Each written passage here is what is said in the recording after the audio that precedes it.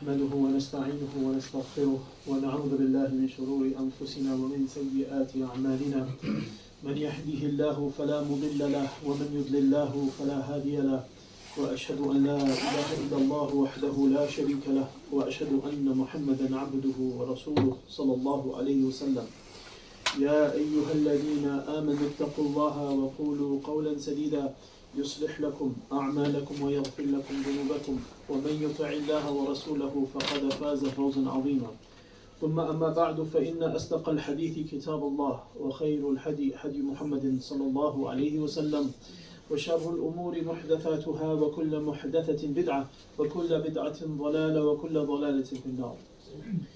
Dear respected brothers, we have said goodbye and departed from our yearly friend that comes annually, and that is the month of Ramadan. And the last couple of weeks we've been celebrating this blessed month. And there's something that has been bothering me, or has a question that keeps coming up over the years, that I found it and I struggle to find out the answer. And that is that why is it that we are celebrating the end of the month? This is a month where if you were to ask the dead if they were able to speak, they would wish that they were resurrected, even if it was for part of this month. This is the time in which the rewards are multiplied more than any other month. This is the time in which there is a night, Laylatul Qadr, which is better or greater than 1,000 months. So why is it that we are celebrating a month in which we can get so much reward, a month in which we are so connected to Allah subhanahu wa ta'ala, a month in which we are so connected to the Quran? Why is it that we are celebrating the end of the month? The reason why, brothers, is because we are celebrating that we lived throughout the whole of this month. We are celebrating because it is like we are graduating from Madrasa Ramadaniya, from the madrasa or from the training that we received from Ramadan. But the only difference between graduating from a university and a college and this madrasa of Ramadan is the fact that we do not know whether we passed or whether we failed or we fell short. The only way that we will know this is when we meet Allah subhanahu wa ta'ala on Yawm al-Qiyamah, where He will question us for every single moment that we lived in this life, and what will be accepted and what will not be accepted. But the scholars, they have mentioned that there are signs if an action has been accepted. And one of the signs, brothers, is if we continue some of those good deeds that we done in Ramadan outside of Ramadan. Because we need to truly understand that this really was a training for us. Why? Because there are two enemies to each and every one of us. The first enemy that we have is the shaitan. And the shaitan, or the different shayateen, they were chained up during this month. So Allah subhanahu wa ta'ala wanted to train us during this month without any distractions. And so Allah subhanahu wa ta'ala made it easy for us. And this is the reason why we are so susceptible to doing so many good deeds. And it's so easy for us to do those many good deeds during this month, because shaitan, or the shayateen, they are chained. So their effect during the month of Ramadan is restricted. The second enemy that we have, brothers, is our nafs, is our desires, is our soul. And the way that Allah subhanahu wa ta'ala allowed us to be able to train during this month is that He made sure that we were fasting, that we were giving up food and drink. And it is because of this great desire that we generally, every human being has, that is part of their fitrah, to want and desire the basics of life, which is food and drink.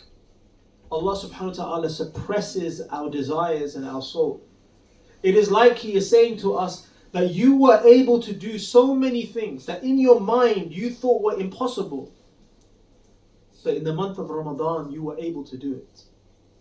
In Ramadan, we understand our potential to be the slave of Allah subhanahu wa ta'ala that He wants us to be. In a month where we were able to read the whole of the Quran, where outside of it we don't read the whole of the Quran. In a month where we are able to fast every single day, while outside it we struggle to fast even the Mondays and the Thursdays of the month. In this month where we're able to give so much sadaqah, while outside it we fall short of that. Allah subhanahu wa ta'ala is showing us through this month the potential that we're able to fulfill as believers, as slaves of Allah.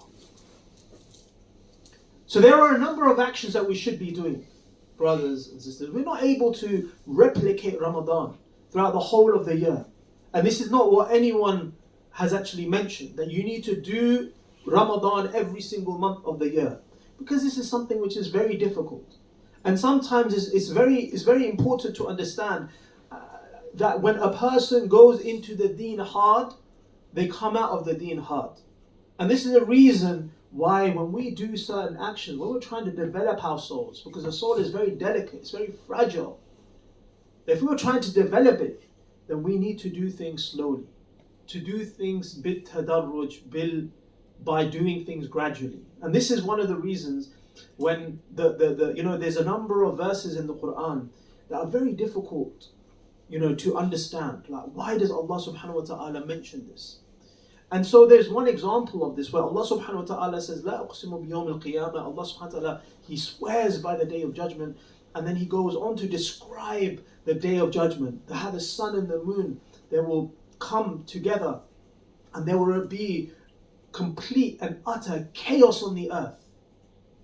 And then after describing Yawm al-Qiyamah, Allah subhanahu wa ta'ala says that, when you recite the Quran, recite it, slowly and don't do it so quickly. So anyone who's reading these passages would think, why is it that Allah says these words? What is the connection between reciting the Quran, slowly, and Yawm al-Qiyamah, the chaos that occurs on Yawm al-Qiyamah? Because the message that we get from this is the fact that when a person sees or hears about Yawm al-Qiyamah and they see the chaos that's going to ensue and the horrors of that day, they will feel that they will need to establish Islam in one day. But Allah subhanahu wa ta'ala, He tells the Prophet sallallahu alaihi wasallam that just recite the Quran, slowly. Do it gradually. Don't do it all in one go. And this is what we have been told. That when we focus on our soul, when we're trying to develop our soul, then we should be doing things very gradually. But we have now got a brilliant, an incredible foundation to work from. Here in this month, we fasted every single day. In this month, we recited the whole of the Quran. In this month, we woke up, or we stayed awake in order to perform the Qiyamul Layl, and all of these virtuous actions. So one of the signs that the scholars mention on how to see if the actions that we done in the past were accepted is that they flow over. So there's a number of things that we can do. Of them is to fast.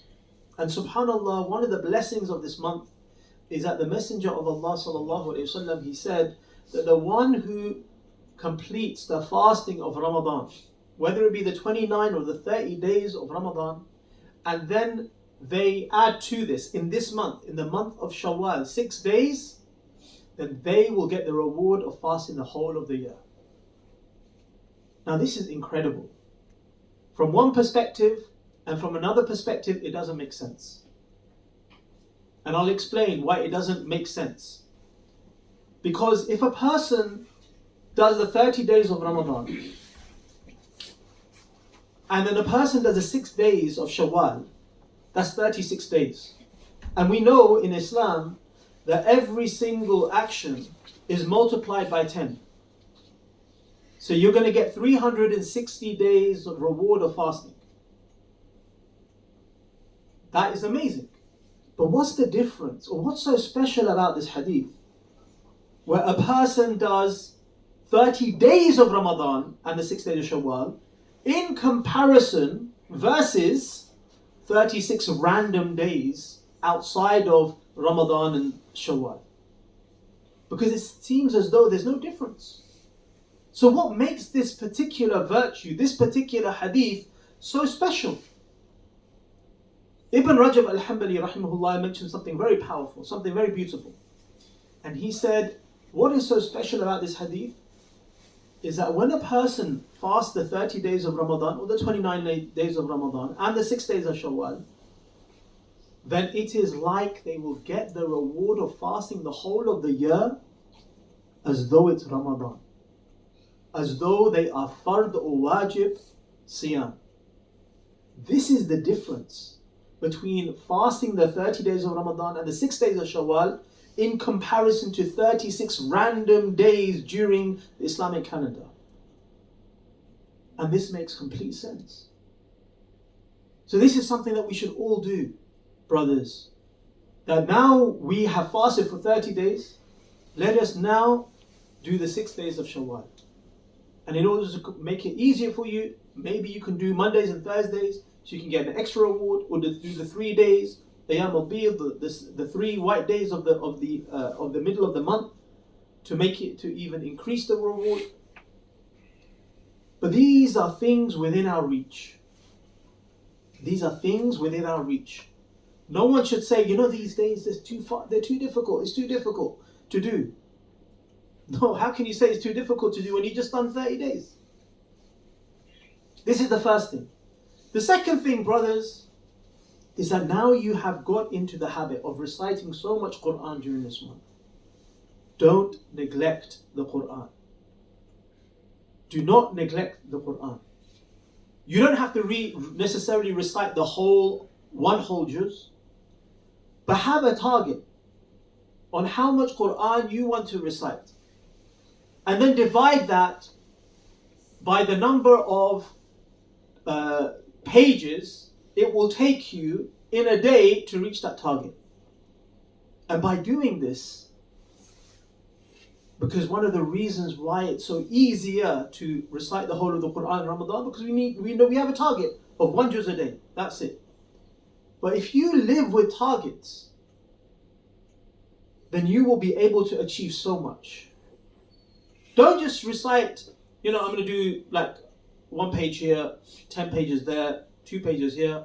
If you're going to do this, then a day that you miss off not reciting any Quran, you won't feel it, because you're just doing random number of pages.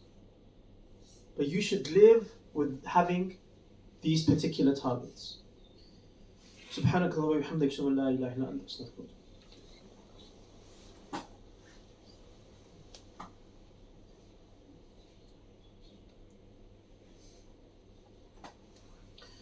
بسم الله الحمد لله والصلاة والسلام على رسول الله صلى الله عليه وسلم وعلى آله وأصحابه أجمعين. When reflecting upon this month, I feel that it has a lot of parallels with a particular surah in the Quran that we have all heard or we've all memorized. And this is Surah At-Tin. Allah subhanahu wa ta'ala says, بعد أعوذ بالله من الشيطان الرجيم بسم الله الرحمن الرحيم والتين والزيتون وطور سينين وهذا البلد الآمن. Allah subhanahu wa ta'ala swears by 4 things, which represents 3 places, which represents 5 people. وَالتِّينِ وَالزَّيْتُونِ. Allah swears by the fig and the olive. وَطُورِ سِينِينَ. Allah also swears by the Mount Tur, which is found in Sinai. And وَهَذَا الْبَلَدِ الْأَمِينَ. And he also swears by this safe or the secure city, and that is Makkah al-Mukarramah. So here we have 4 things. But these four things, they represent three places. But tini wa zaytun, the fig and the olive, it represents, as many of the Mufassirin have mentioned, they said that this represents Sham. Sham is Jordan, Palestine, Lebanon. That whole area is considered, and Syria, and it's all considered to be Sham. This Sham represents two prophets, Nuh alayhi salam and Isa ibn Maryam alayhi salam. Then we get what Turi Sinin, and this is Mount Sinai. This obviously clearly represents Musa alayhi salam. وَهَذَا الْبَلَدِ الْأَمِينَ, this safe and secure city is Makkah Mukarramah. This represents Ibrahim alayhi salam and the Prophet Muhammad sallallahu alayhi wasallam. These five prophets, the Ulul Azm, the greatest of the prophets, the greatest of the messengers. From the prophets, the 124,000 prophets, if that hadith is correct, authentic, then from those prophets, there are a number of messengers. And of those messengers and prophets, the best of them are these five. Now, when Allah subhanahu wa ta'ala swears by something, and what He's swearing by in actual fact, is swearing by the most purified places on the face of the planet, because this is where the revelation dropped. Revelation dropped in Sham, revelation dropped on Tur, revelation dropped in Makkah. And when He swears by something, there is something or a message, there's a reason why He's swearing by these things. It's called Jawab al-Qasam.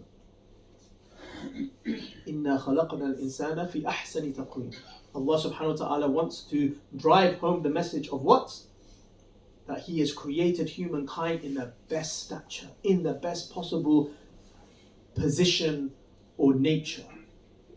And in some respects, there is a parallel between this and what we have come out of in the month of Ramadan. We have come out from this beautiful month in a way almost as though we have been born out of the womb of our mother. And we have come out, insha'Allah ta'ala, free from sin, if Allah subhanahu wa ta'ala accepts that Ramadan. As per the hadith of Jibreel alayhi salam, where the Prophet sallallahu, he said, Ameen, Ameen, Ameen. May the nose of a person be drubbed in dust. When they come out and they come to Ramadan, they've not been forgiven. But then there is a possibility, brothers, that we may mess this up. ثُمَّ رَدَدَنَاهُ أَسْفَلَ سَافِلِينَ. Then we return, and Allah subhanahu wa ta'ala purified us in the most beautiful way. That we messed it up and we return from becoming the lowest of the low. But then He makes an exception. إِلَّا الَّذِينَ آمَنُوا وَعَمِلُوا الصَّالِحَاتِ فَلَهُمْ أَجْرٌ غَيْرُ مَمْنُونٍ. Except for those who believe, they do righteous actions, then they will have endless amount of reward. Some of the scholars, they say ثُمَّ رَدَدَنَاهُ أَسْفَلَ سَافِلِينَ in actual fact means old age. Because old age is a type of disease. It's a type of an illness.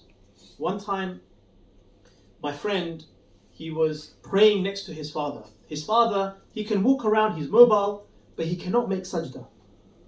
When he prays, he has to pray on a chair. One time, they're in the masjid and they're praying together, side by side, in the Jummah. And my friend's father does something that sounds crazy. Knowing that if he goes into sajda, he will not come out. What does he do? In the prayer, he's in sajda. Throughout the whole of the prayer, he is just sitting he is in sajda position. He cannot get himself up. When they finish the prayer, my friend, he's a bit alarmed. He's thinking, what's happened to my father? I hope he's okay, he's not ill. And he picks him up and he says, Father, what happened? Are you okay? He said, no, I'm okay. Why did you do that? Why did you make sajda knowing that you will not be able to get up? He said, I have not done sajda on the ground for years. And I just, for one moment, wanted to feel like what it was to make sajda to Allah. Brothers, we have the ability to do so many actions whilst we are fit and healthy. But there will come a time where we may not be able to make sajda on the ground. And we have to pray sitting down on the chair. So whilst you have the ability, the physical ability to do actions, then you need to do as many actions as you can. Don't take good health for granted. It's a crown that everyone wears that you do not see. Now,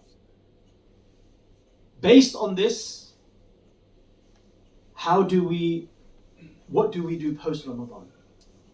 Post-Ramadan, this surah, read the translation over and over again and understand the parallels between what we are going through right now. Where Ramadan just finished 2 weeks ago, and now we are in a position where we are waiting for the next Ramadan, a Ramadan that may never ever come up in our lifetime.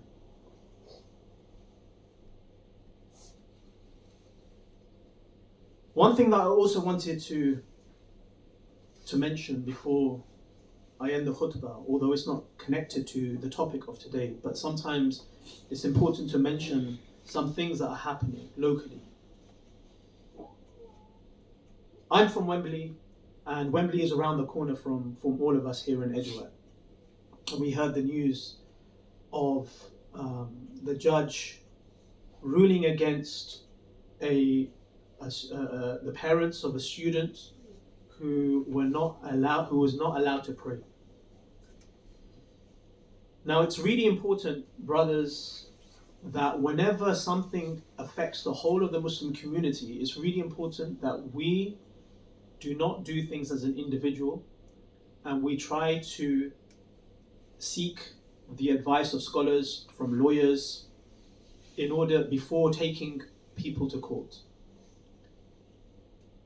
Unfortunately, the prayer ban, it still exists in the school, and these racist Islamophobes, they're rejoicing because they've won.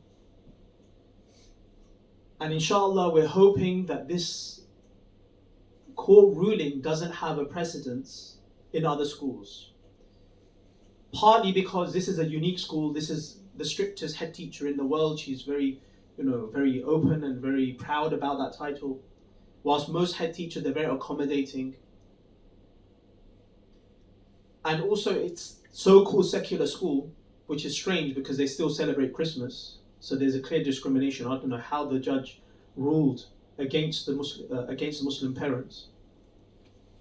But irrespective, what we need to do, brothers, is that we need, for those of you who have children in schools, it's important that you are part of that school, having a good relationship with the head teacher, having good relationship with the governors, and showing the importance of Islam or the faith of Islam in our children.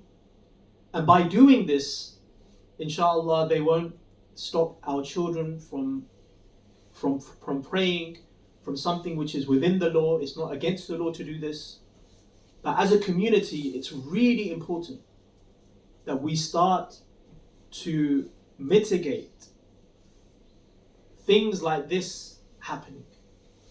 This is a unique school, but some evil head teachers they may look at this judgment and they'll have confidence, and they'll think, oh, that's it. I want to start banning, the prayer in the school that I'm part of. But the way to break that down, brothers, is for our children to have strong iman, for us to have a better relationship with the school. Don't be like a troublemaker. Don't cause problems.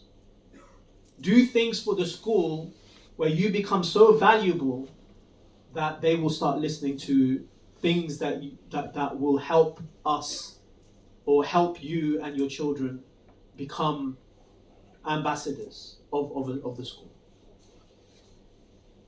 May Allah subhanahu wa ta'ala help our brothers and sisters all around the country. May Allah subhanahu wa ta'ala help all the Muslims around the world who are being oppressed, whether they be in Gaza, the Uyghurs or the Rohingyas, those Muslims in Yemen, in the Muslims in Kashmir, wherever they may be in the world, especially in Sudan, which unfortunately is very much neglected from our du'as.